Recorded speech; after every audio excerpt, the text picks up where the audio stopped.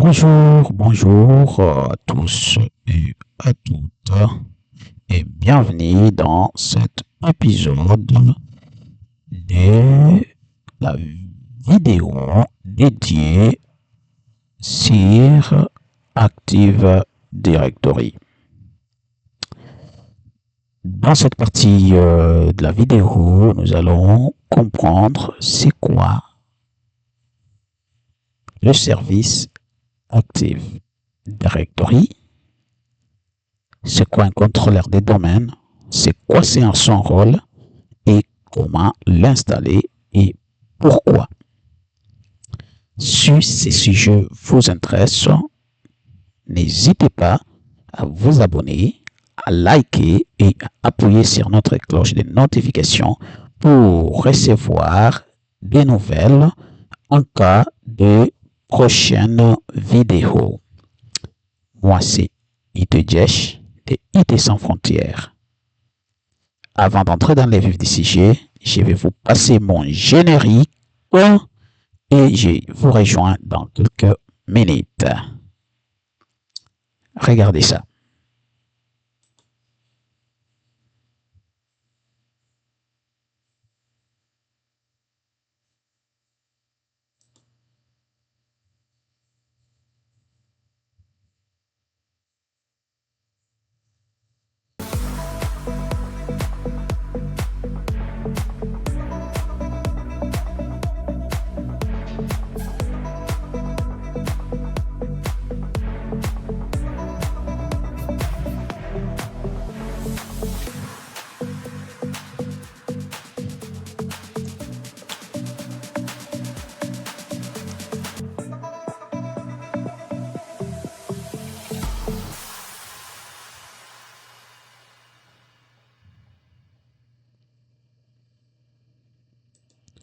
Voilà, c'était ça. Et maintenant, nous allons passer pour ne pas perdre du temps dans la partie la plus importante de cet épisode, mes chers amis. Bon, c'est parti.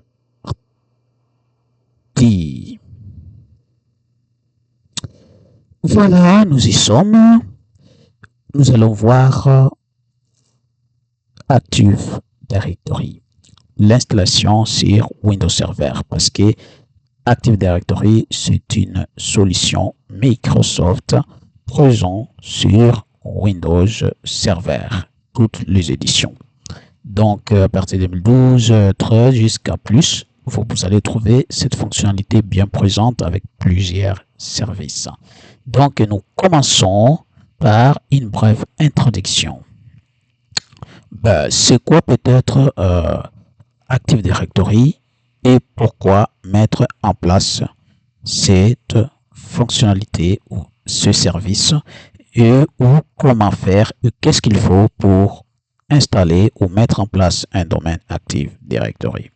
Voilà, mes chers amis, nous devons reconnaître que pour avoir accès au service Active Directory, nous devons disposer d'un Windows Server. Actuellement, nous sommes en 2022, c'est pourquoi on écrit 2022, mais c'est pas seulement 2022, à partir de 2012 et tous autres. Donc, Windows Server en bref, ou Server Manager. Donc, vous pouvez les acquérir et à partir desquels vous pouvez faire votre AD ou votre Active Directory. Quelles sont les conditions préalables pour un ordinateur ou un serveur si on veut configurer ces services dessus? Comme nous pouvons le voir, nous devons avoir un Windows Server configuré dessus, normalement, avoir une adresse IP statique, au moins une adresse IP statique, avoir le nom de serveur défini, c'est-à-dire les hostnames, très bien définis, et ensuite, on va procéder maintenant à l'installation des rôles Active Directory Domain Service, qu'on appelle AD2S. Voilà, et quand on arrive à faire toutes ces choses-là, on peut se taper la poitrine d'avoir un domaine Active Directory à notre possession. Bascula fait le premier pas. C'est un pas d'avance. Maintenant, nous allons voir comment le faire. Nous allons d'abord, avant d'entrer dans la partie pratique, comprenons d'abord le terme et Active Directory en premier, c'est quoi? Mes chers amis, l'Active Directory, qui sera souvent abrégé par AD, est un service, on doit d'abord mettre ça en couleur, est un service d'annuaire développé par Microsoft. C'est ce que je veux dire. Quand je dis que c'est un service d'annuaire développé par Microsoft, cela veut dire que Active Directory doit et se configure uniquement sur les solutions Windows. Donc, sur le Windows Server, tu peux faire un domaine Active Directory, mais pour des solutions gratuites ou open source comme en Linux, Ubuntu par exemple, ou autres distributions, vous pouvez configurer les domaines Active Directory Samba. Et celui-là peut être secondé par l'annuaire LDAP pour gérer les objets de ton domaine. Voilà ce que peut faire la solution gratuite. Mais Active Directory, à lui seul, il est très compact et presque complet pour faire toute cette gestion-là. Donc, nous comprenons pourquoi Windows et Active Directory est le plus utilisé. Pour cela, maintenant, nous devons comprendre que permet cet annuaire de Microsoft et quel était son apport dans le monde de l'informatique. Bon, il faut savoir que c'est Active Directory qui permet de centraliser la gestion des utilisateurs, des ordinateurs, des groupes et ressources d'un réseau. Ça, c'est la première chose à savoir. Donc, sur les administrateurs réseau, les administrateurs de système arrivent à centraliser la gestion des utilisateurs, des ordinateurs, des groupes et toutes les autres ressources et réseaux dans leur système. C'est grâce au service de Active Directory, mes chers amis. Ça, c'est pourquoi nous devons absolument en avoir si nous avons un système avec plusieurs ordinateurs et qu'on veut gérer nos ressources d'une manière optimale et très sécurisée. Ensuite, à part ça, l'Active Directory permet d'authentifier les utilisateurs ou leurs droits d'accès. Voilà. Cette authentification-là, il est très utile pour des machines dans un monde où la sécurité devient la partie la plus préoccupante du monde. Il y a des attaques, des cybercriminels un peu partout. Donc, la sécurité en informatique est devenue une plaque tournante et un enjeu majeur. Donc, comme l'Active Directory ne fait pas tout, je ne dis pas que si tu as tout, non, c'est parce que ça veut pas dire que l'Active Directory n'est pas un cadenas qui ferme tout, qui verrouille tout, non. Active Directory, c'est un pas pour des bonnes pratiques d'une sécurité fiable. Ça, il faut le savoir. C'est pourquoi nous disons que tu dois absolument en avoir si tu veux vraiment une infrastructure sécurisée et bien gérée et contrôlée. Parce que n'importe qui ne peut pas venir et se connecter à tes machines si tu as ton domaine Active Directory. Parce qu'il ne permettra que la connexion des utilisateurs qui ont été créés et authentifiés dans ton domaine Active Directory sur toutes tes machines. Encore là, avec des subtilités, on va y parler. On va en parler prochainement. Ensuite, il permet également d'appliquer les stratégies de sécurité à l'échelle d'une organisation. Voilà. Lui, il va te permettre d'appliquer les stratégies de groupe, les rôles de stratégie de politique de sécurité, c'est qu'on va communément appeler le GPO, stratégie de groupe. Donc, Object Policy, et ça va vous permettre toujours de gérer, ça va vous permettre de bien sécuriser, de bien granuler, je dirais granuler les accès ou les ACL. Donc, par exemple, j'ai un département des ressources humaines que j'ai dans mon entreprise. J'ai ensuite un département des IT, chargé de la technologie de l'information. J'ai un département de secrétariat, la direction, et tous ces départements-là ont quand même des choses qu'ils ont en commun, mais ils ont aussi des choses qu'ils ont en particulier et que chaque département n'a aucun intérêt qu'un membre d'autre puisse y accéder. Et c'est Active Directory qui va vous permettre d'abord de grouper tous ces sous-départements à partir d'un domaine et donner des bonnes stratégies de groupe pour permettre telle ou telle stratégie, tel ou tel groupe ou tel département d'accéder ou pas à ça ou à ceci. Donc, c'est Active Directory qui permettra toute cette gestion-là. C'est ça sa force. Aussi, il permet de bien gérer à partir d'une seule machine tous les utilisateurs. Je vous donne un exemple. J'ai 10 ordinateurs. Et puis, je vais que à chaque fois quand je viens, je me connecte sur mes 10 ordinateurs. Sur l'une de mes 10 ordinateurs, par exemple. J'ai l'ordinateur 1, j'arrive demain, l'ordinateur A, je me connecte. Après demain, j'arrive, je me connecte. Et là, pourquoi je vais me connecter d'abord à l'ordinateur A? C'est que dans cet ordinateur A, j'avais créé un compte à mon nom et à partir duquel je me connecte. Si j'arrive à l'ordinateur B, il faut que je crée un compte pour me connecter et ainsi de suite jusqu'à la fin. Maintenant, si nous sommes à 10 là, qu'est-ce qu'on va faire? Maintenant, si on devient à 10 000, à 100 000, à l'échelle du gouvernement par exemple, qu'est-ce qu'on fait? C'est ça les rôles d'Active Directory. Maintenant, au lieu de perdre son temps à aller créer des millions d'utilisateurs dans chaque groupe, qu'est-ce qu'on fait? Qu'est-ce que l'Active Directory lui permet de faire? Il permet de restreindre cette bêtise-là en une simple création dans un seul serveur et à partir de ce serveur-là, tu peux te connecter sur toutes les autres machines du système. Donc, tu n'as pas besoin d'aller créer des comptes dans chaque machine. Tu as juste besoin de créer un seul compte dans le serveur principal, celui qu'on va appeler contrôleur des domaines. Et à partir de cet utilisateur créé dans ces comptes-là, il peut accéder à toutes les autres machines qui font partie du domaine. Voilà ce que Active Directory essaye de nous proposer comme flexibilité et réduction des tâches inutiles. Aussi, il permet d'organiser les objets réseau du réseau dans une structure hiérarchique. C'est exactement ce qui se fait. Donc, nous avons notre domaine, par exemple, notre entreprise Coca-Cola.k ou si on est au Canada, .us si on est aux États-Unis, .cd si on est au Congo, par exemple. Je ne sais pas K, mais si on est au Cameroun, ainsi de suite. Et ça, là, ça va nous permettre d'abord de connaître que notre département, notre entreprise, c'est Coca-Cola Cameroun. Maintenant, dans ces Coca-Cola Cameroun, il y a des IT Coca-Cola Cameroun, il y a la direction de Coca-Cola Cameroun et tous ces sous-départements vont être hiérarchisés et organisés de la plus bonne manière avec les bons droits et les bons services à partir des domaines actifs Directory, mes chers amis.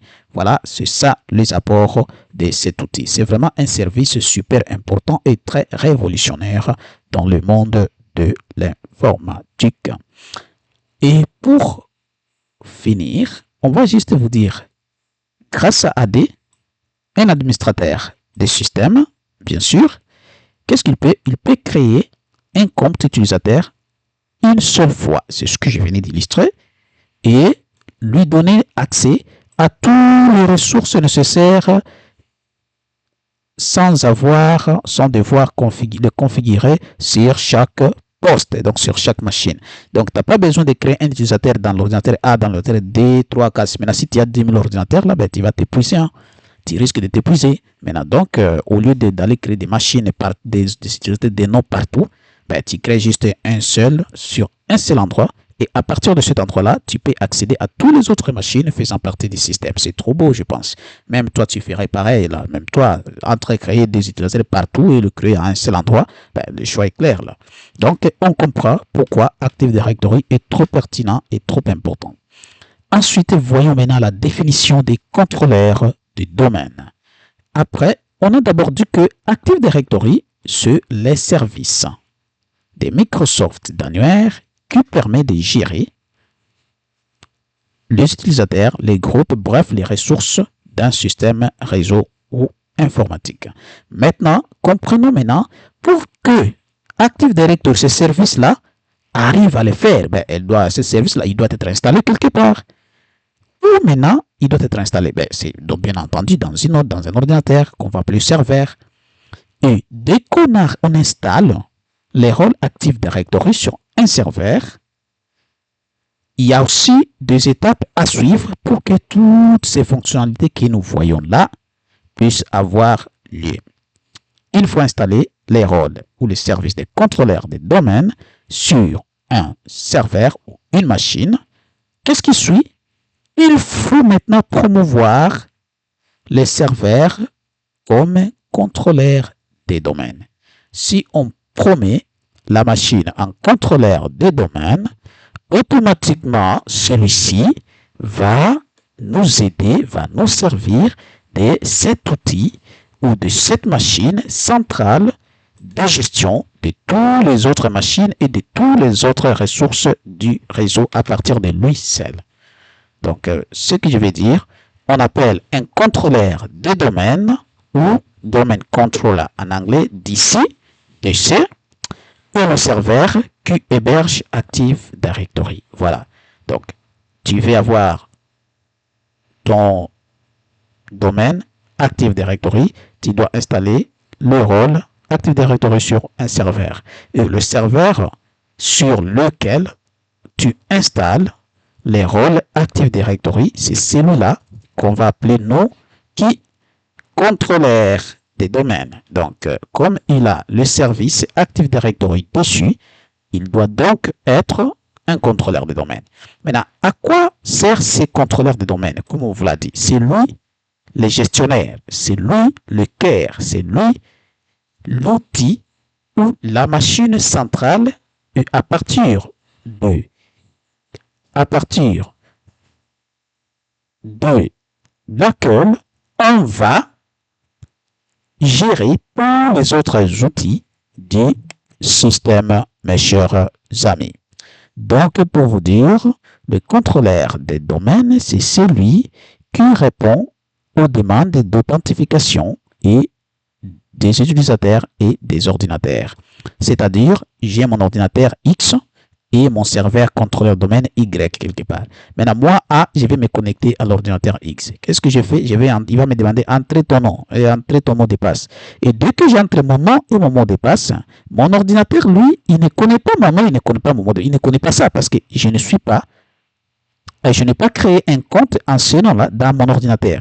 Maintenant, qu'est-ce qu'il va faire pour que la machine-là puisse connaître mon nom qui n'est pas créé dans cet ordinateur-là? Qu'est-ce qu'il va faire, lui? Il va demander au contrôleur de domaine, est-ce que tu connais cet utilisateur? Pour les contrôleurs de domaine aussi, qu'est-ce qu'il va faire? Il va dire, ok, c'est qui? Il dit, c'est elle. Hein, c'est quoi son mot de passe? C'est elle. Maintenant, il va aller vérifier dans sa base de données, vérifier si cet utilisateur-là existe et il a vraiment le mot de passe qu'il a entré.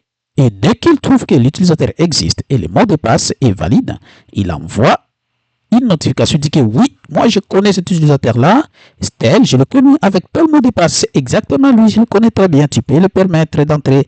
Et là, les portes seront ouvertes. Et la machine va s'allumer et va t'accueillir en te disant bonjour, nous faisons tout pour toi. Et après, tu peux continuer à faire autre chose. Donc, de là, on comprend très bien que c'est vraiment le contrôleur des domaines qui gère, qui permet aux utilisateurs d'accéder aux machines du système. Sans lui, tout le monde allait créer les comptes un peu partout là, et ça aurait été compliqué maintenant. Si vous êtes à 10 000, il faut que tout le monde, parmi ces 10 000 là, aille créer son nom dans chaque machine, dans ces 10 000 machines aussi.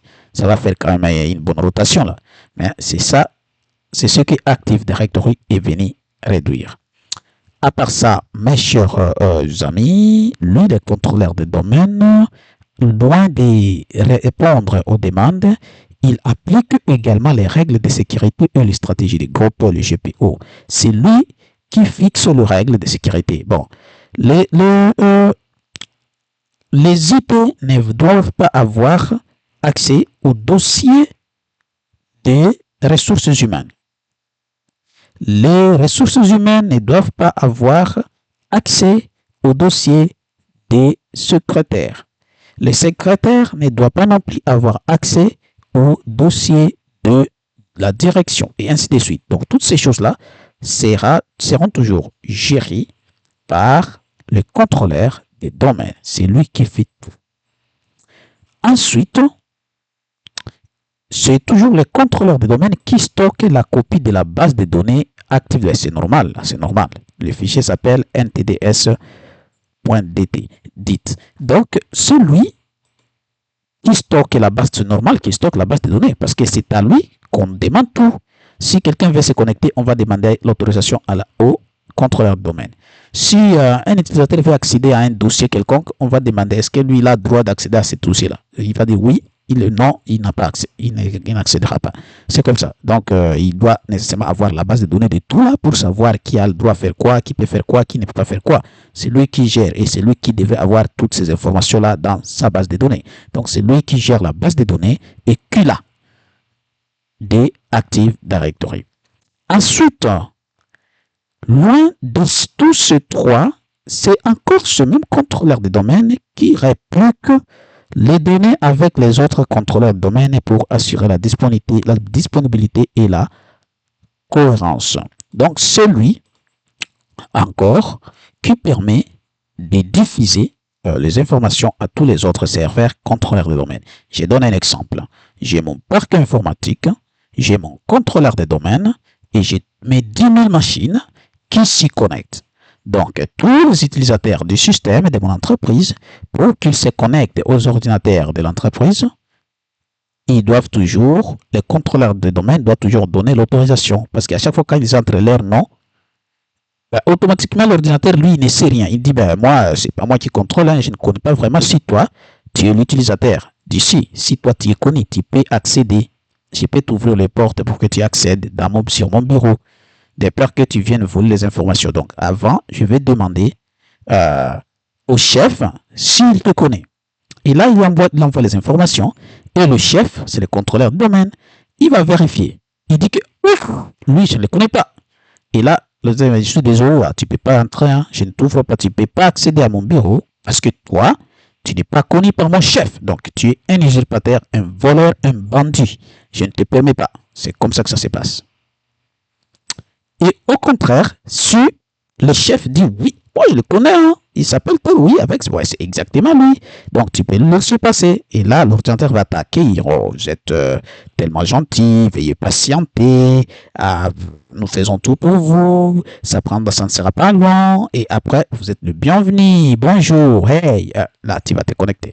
Parce que il l'a authentifié. Maintenant, qu'est-ce qui arrive maintenant si ce contrôleur de domaine-là tombe en panne? Qu'est-ce qui va arriver? Maintenant, les ordinateurs veulent demander au contrôleur, il est en panne, il ne donne pas de réponse. Qu'est-ce qui se passe? L'ordinateur va dire que, comme le contrôleur de domaine est en panne, maintenant on laisse passer tout le monde par défaut. Mais non, ça ne se passe pas comme ça du tout. Personne ne va accéder au bureau, personne. Et ça peut entraîner beaucoup de problèmes pour les entreprises. C'est pourquoi il est toujours conseillé, et c'est normal que ça se passe comme ça, qu'un utilisateur doit avoir au minimum, un système doit avoir au minimum 2 contrôleurs des domaines. Et il y a d'abord un contrôleur principal, c'est celui dont on parle ici, et les autres secondaires. Et c'est ce principal-là qui va administrer, qui va donner les tâches, qui mettra à jour les informations sur les autres contrôleurs de domaine pour garder cette cohérence-là. Maintenant, en cas de panne, si lui tombe en panne, automatiquement, les autres contrôleurs de domaine vont répondre, vont prendre le relève et ils vont répondre de toutes les requêtes des ordinateurs à travers le système, mes chers amis. Donc, voilà la pertinence de Active Directory dans le monde de l'informatique. Donc, en résumé, qu'est-ce que je vais vous dire par là? Je vais juste vous dire que le contrôleur des domaines est le cœur du réseau dans un environnement Windows. C'est lui le cœur. C'est lui le gestionnaire. C'est lui l'administrateur. C'est lui l'épine-dorsale. C'est lui le chef. C'est lui qui gère tout. Maintenant, pour un administrateur de système, il doit toujours se connecter au contrôleur des domaines pour vérifier, créer, ajouter des utilisateurs, supprimer des utilisateurs, modifier les utilisateurs, modifier les informations. Toutes ces choses-là doivent toujours se faire dans le contrôleur principal des domaines et à partir desquels les autres vont venir puiser les informations pour mettre à jour leur propre base de données, mes chers amis. Donc, vous devez les comprendre. Et sans lui, les utilisateurs ne peuvent pas se connecter ni accéder aux ressources partagées. C'est ce que je venais vous dire là. S'il tombe en panne lui là et qu'il le cède, vous êtes foutu. Il n'y a plus rien qui fonctionne. Personne n'accédera à quoi que ce soit. Vous êtes tous bloqués du superviseur au chargé de l'entretien ménager. Là, j'exagère un peu parce que les personnes chargées de l'entretien ménager, là, ils s'en foutent complètement des ordinateurs. Ils vont juste prendre leur mop. Donc, et au moins, ils auront leur tâche là. Mais sinon, les autres là, vous oubliez directement. C'est comme ça que ça se passe. Donc, il faut faire attention et il faut être aussi prudent quand tu installes un contrôleur des domaines dans ton infrastructure. Il faut en avoir au minimum 2 pour t'assurer la haute disponibilité et la tolérance aux pannes. Voilà, ensuite, on va voir l'installation du rôle AD2S. Active Directory Domain Service. Comment installer ces rôles-là pour que j'ai un contrôleur des domaines. D'abord, il faut savoir, j'ai ma machine physique qui est là, mon ordinateur, mon serveur est là. Je prends mon ISO, je prends mon lecteur ou ma clé USB bootable, je boot le système d'exploitation Windows Server 2022 ou 2025 ou 2000 combien. Et là, j'installe mon serveur et après, qu'est-ce que je dois faire par la suite après avoir installé mon système d'exploitation? Mon ordinateur, mon serveur est sous Windows Server 2012 jusqu'à plus. Bon, automatiquement, je dois me rendre directement dans la console de serveur manager, donc gestionnaire de serveur. Et dans cette console-là, je dois installer le rôle Active Directory AD2S. De quelle manière? C'est simple, en cliquant sur Ajouter les rôles et fonctionnalités. En anglais, ça va être ça, Add Role and Feature. Ajouter les rôles et fonctionnalités. Ensuite, on va sélectionner les rôles et les fonctionnalités basées sur l'installation. Donc, c'est comme ça. Et après, ça va être un bon suivant normalement. Il est coché, lui, par défaut. Ensuite, on va choisir dans la liste parce que quand tu cliques ici, tu vas suivre, il va te donner la liste de tous les serveurs, toutes les machines serveurs qui se trouvent dans ton système.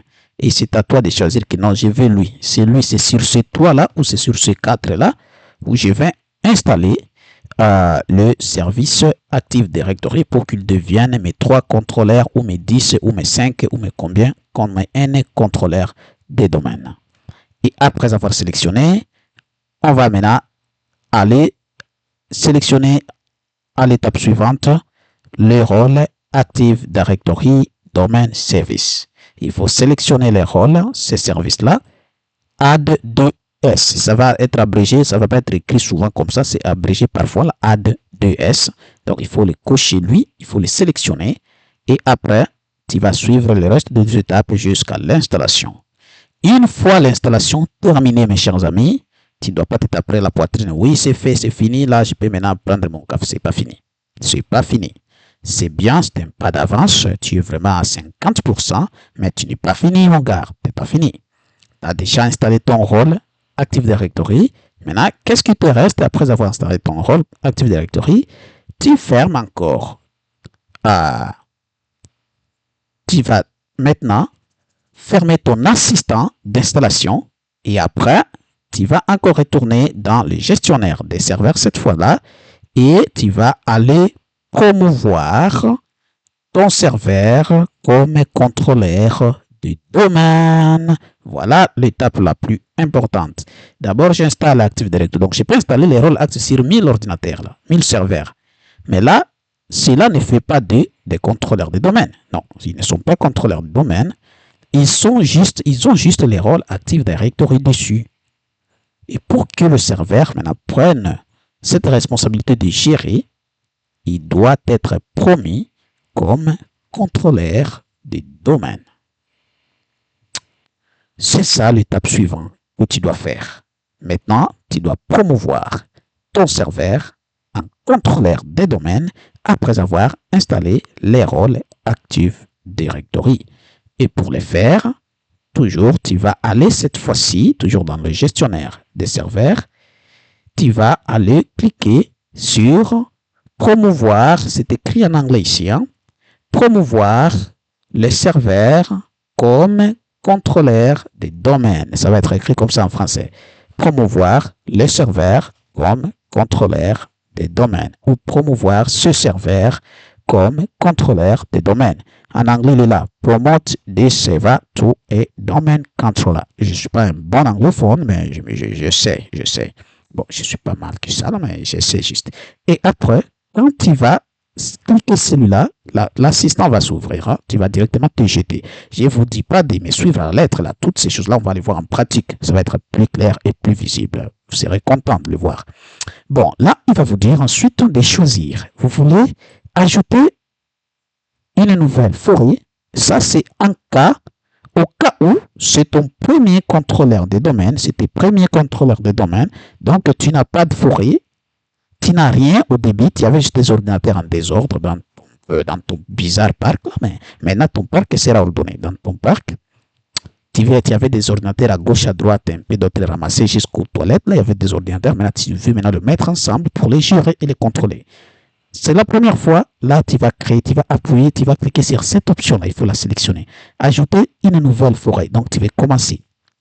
Mais si tu avais déjà un domaine Active Directory avec un contrôleur de domaine principal et que tu vas ajouter un énième contrôleur, un deuxième, un troisième, un xème, un millième, et là, qu'est-ce que tu vas faire cette fois-là? Tu vas choisir la deuxième possibilité où tu dois ajouter les contrôleurs des domaines dans un domaine qui existe déjà. Et après, tu vas suivre les étapes et toutes ces choses-là, on va bien le voir à la partie pratique, mais ce point-là est important parce que tu vas indiquer le nom des domaines racines. Ça, c'est en cas de la deuxième option, tu vas indiquer le nom du domaine racine, c'est-à-dire domaine à laquelle le domaine auquel vous voulez joindre un deuxième contrôleur des domaines. Et ensuite, tu vas définir les mots de passe des domaines que tu as configurés pour ton premier domaine Active Directory, pour le premier contrôleur de domaine. Ensuite, tu vas valider les options de DNS et répliquer si nécessaire. Il faut répliquer ton DNS, domain name service. Et ensuite, tu vas vérifier les prérequis et lancer l'installation. Ça, c'est en cas de l'option D. Donc, tu as déjà un domaine qui existe. Mais si tu n'en avais pas, ben, tu vas continuer avec suivant jusqu'à la fin et tu vas installer. Et après l'installation, qu'est-ce qui se passe? On est maintenant dans la vérification et la finalisation. Dès que ton rôle, dès que la promotion des contrôleurs de domaine a fini de s'installer, directement le serveur ou la machine va redémarrer. Et si il ne redémarre pas, là, mais c'est pas normal, mais c'est pas grave, tu vas toi-même le redémarrer manuellement. Parce que souvent, il le redémarre automatiquement une fois la promotion accomplie. Dès que tu as fini de promouvoir ton serveur en contrôleur de domaine, c'est pas promettre, là, c'est promouvoir. Voilà. Ensuite, vérifiez la console Active Directory Users and Computer. Donc, lui, pour vous assurer que tout est correct, là, il faut vraiment vous assurer que tu y a cette console. Et tu peux même taper dans la barre de recherche, là, Active Directory ou utilisateur et ordinateur du domaine. En français, ça peut être comme ça. Ou Active Directory User and Computer. Et quand tu tapes, il va te donner cette console-là et cette application. Tu vas cliquer et il va t'ouvrir ta forêt. Tu vas voir la forêt, tu vas voir ton domaine et c'est dans cette console-là où tu peux créer tous les objets, les utilisateurs, les groupes, les unités organisationnelles et ainsi de suite. Le GPO, c'est encore différent, c'est pas là-bas, mais c'est le même endroit, mais c'est presque la même chose. Donc, voilà ce qu'on fait. Ensuite, tu vas tester la connectivité de ton serveur contrôleur avec les autres machines du système pour que ces derniers puissent joindre facilement ton domaine. Et ensuite, il faut aussi confirmer que les rôles DNS et Active Directory sont actifs et pas inactif pour que tout soit fonctionnel. Parce que si c'est pas actif, c'est que tu n'as rien. Ben, tu as tout fait, mais au moins il y a une erreur quelque part parce que c'est pas normal. Normalement, quand tout est bien fait, les rôles des DNS est installé automatiquement pour le premier contrôleur des domaines de la forêt et lui, il n'a pas besoin d'être installé manuellement. Et tu n'as pas besoin de l'activer non plus. Il est activé automatiquement, tout comme Active Directory ou add. Donc, sur ça, mes chers amis, voilà ce que j'ai voulu vous dire. Voilà ce que j'ai voulu vous dire. En conclusion, il y a juste quelques petites étapes clés qu'on devait comprendre. Utilisation des features d'ADS, vous pouvez créer des utilisateurs, la gestion des stratégies des groupes, ainsi de suite, les sauvegardes, les mises à jour et le contrôle d'accès. Voilà, c'est que un domaine en gros pourra vous offrir comme service. Je ne sais pas si vous avez des questions, mais pour moi, je suis un peu satisfait, bien que ce n'est pas tout. Donc, mes chers amis, voilà ce que j'avais à vous dire pour cette partie théorique. Et nous allons, dans la prochaine vidéo, basculer sur la partie pratique. Je dis merci à tous ceux qui m'ont suivi de le début jusqu'à la fin. Et je voulais juste vous dire, vous avez un lien. Vous devez cliquer là et va vous diriger automatiquement vers la vidéo 2 des 7 de ce même thème. C'est surtout la partie pratique. Je n'ai pas voulu mettre les deux parties sur une même vidéo parce que celle-ci, elle est déjà à 36 minutes. Si j'ajoute l'autre, il va être à 1 heure et quelque chose. Là, ça deviendra fatigant, parfois ennuyant de regarder une telle vidéo aussi longue. C'est pas un film, là. C'est pas un film Marvel, là, qu'on va avoir des heures. Non. Nous avons essayé de couper en deux pour vous mettre aussi à l'aise. Et maintenant, je vous dis merci. Je remercie toutes les personnes qui ont été avec nous de le début jusqu'à la fin de la vidéo. N'hésitez pas de vous abonner, bien sûr, parce que ça me fera pas seulement moi plaisir, mais l'algorithme de YouTube aussi. Ce n'est qu'un commentaire. Je ne force rien. Tu es libre de faire ce que tu veux. Maintenant, mes chers amis, et si tu as un autre sujet qui t'intéresse, bah, il faut savoir que Windows Server, là, il faut payer des licences. Hein. Si tu veux les mettre dans ton parc, tu vas payer des licences. Ce n'est pas gratuit forcément, tu vas payer. Mais si tu veux quelque chose de gratuit, bah, je vais te proposer une solution semblable à celle-ci en Linux qui s'appelle Samba Active Directory. Lui au moins, c'est gratuit avec Ubuntu. Mais si tu veux savoir installer et configurer celui-là, c'est plus complexe que ça. Bah, il faut que tu connaisses Linux de base. Et ensuite, tu vas juste me l'écrire dans les commentaires que je vais que tu me montres comment créer un domaine gratuit Samba sur un serveur Linux au lieu d'aller payer 10 000 $ je sais pas, par mois ou par année là, de licence pour un Windows Server.